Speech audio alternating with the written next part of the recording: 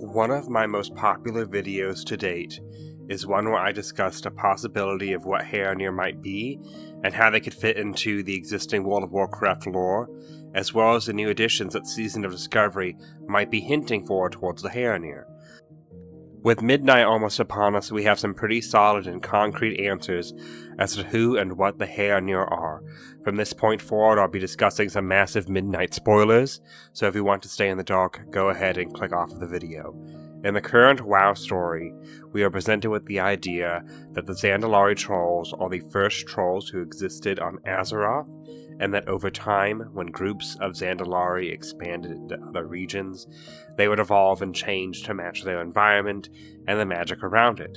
This gave birth to various troll subraces like Ice Trolls, Sand Trolls, Jungle Trolls, Forest Trolls, and so on, with the Darkspear group that is canonically part of the Horde being a tribe of Jungle Trolls, and the popular Amani that we'll see again in Midnght being a tribe of Forest Trolls. One of these troll types was known to have a noticeably smaller population in comparison to the other groups, the Dark Trolls. They are mainly reclusive, caring more about nature than other tribes and tribal warfare, with their main base of operations being around modern-day Mount Hyjal. We are led to believe that this is the group of trolls who find their way to the Well of Eternity, and from its magic are turned into Night Elves, giving birth to the Elven race. During the Third War in Ashenvale, Grommash Hellscream destroys a large swath of them and steals a magical ball. Night Elves would also slay a few of them in their hunt for Druids of the Flame in the area. But by the end of the Third War, some of the remaining Dark Trolls banded together with the Horde and the Alliance to fight off Archimonde,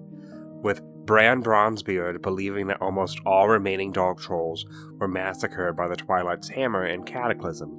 BFA would then be our next mention of the Dark Trolls, where Speaker Eknal is surprisingly one of the last survivors of her people and is a member of the Shadowtooth clan. She confirms that they are wiped out by the Twilight's Hammer. The story of the Haranir, however, turns a good chunk of this lore on its head. Haranir now are painted as the first advanced and major civilization on Azeroth, or at least one of the first ones.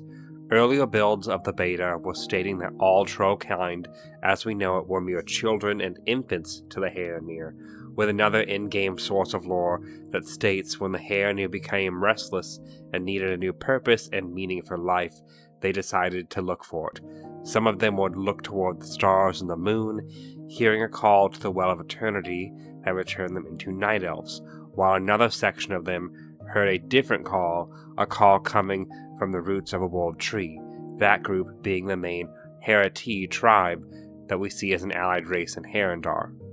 The Harati even expressed concerns about how immature and unadvanced the trolls on the surface were, wondering if they should leave the service behind or stay and help guide the trolls. As an attempt to sway this concern, they ended up warning at least some of the trolls about what dangers lurked beneath the depths of the world that slept, possibly referring to old god activity, or even the black blood that we see Orwena concerned with in the War Within. I don't have very clear screenshots of this next bit, so I do apologize, but the earlier build also talked about Titanforge creatures that the Haranir are very distrustful of, who tried to buy their loyalty with tales of fighting off the void monsters and granting them Titanforge gifts that would make them have a more perfect form, very similar to how the arcane titanic gifts transformed proto-dragons into the standard dragons that we know today, but more on that later. With more recent builds changing this information a little bit, scrapping the line about the beautification offer, no longer referring to the trolls as lesser or infantile in comparison to themselves, and most importantly, the potential connection to a troll-like appearance with Night Elven weaponry has been scrapped, and the Haranir have simply now always been Haranir, never troll. And a carving depicts two groups of Haranir, one who stayed on the surface and would eventually become the Night Elves, and one who went underground and did not change.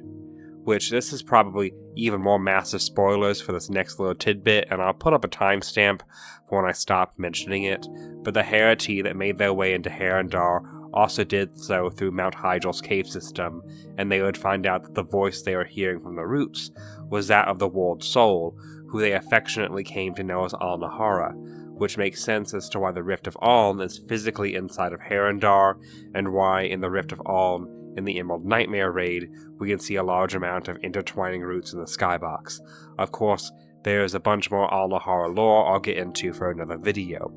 Another crucial piece of information here is that in a lot of game files tied to the Haranir, especially housing and world assets, Haranir are listed as wild elves in their race code. I know the fact that they use Night Elf animations already kind of had people leaning more in an elven direction for them,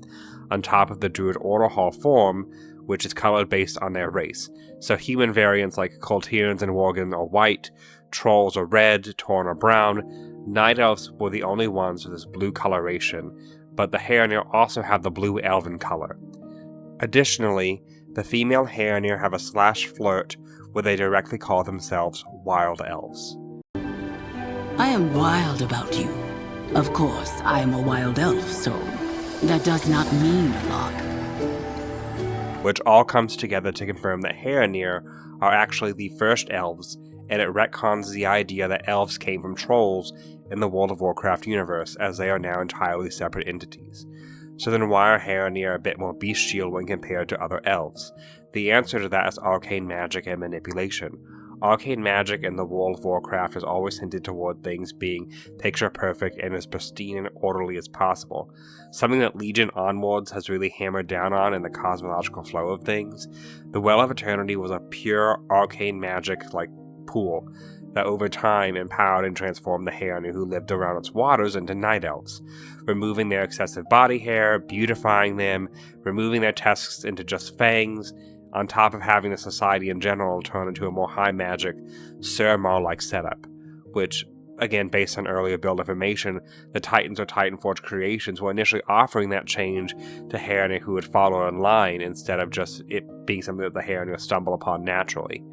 Arcane magic's corruption or evolution, whichever you prefer to view it as, then would continue with both High Elves and Nightborn. Nightborn got baked with crafted and enhanced well water in a pressure cooker for 10,000 years effectively, whereas High Elves started to live in the sun with an artificially forged Well of Eternity that they fed off excessively, giving way to both of those races that we have now. But it's not just the elves that showcase this change, as Dragonflight was all about how arcane magic could be used to reshape species. Proto-dragons were transformed into typical dragons like how they look,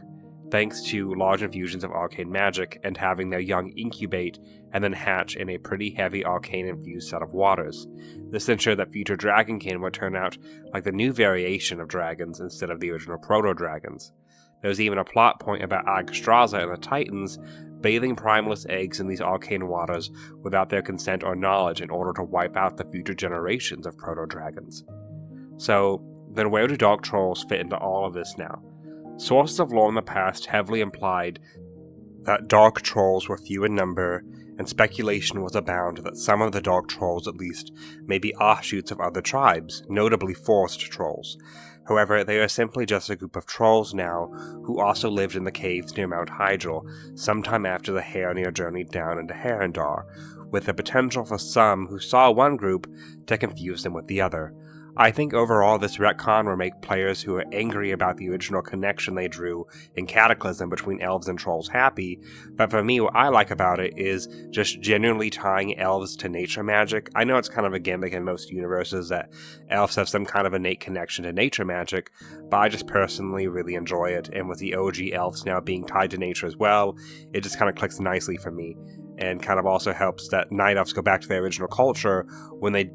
kind of ditch arcane, so I like that as well. But for druid lore buffs, this retcon allows for the line of elves being the first druidic people to still be true, since Haranir are now the first people, and they're also the first druids. But what do you guys think? Let me know in the comments.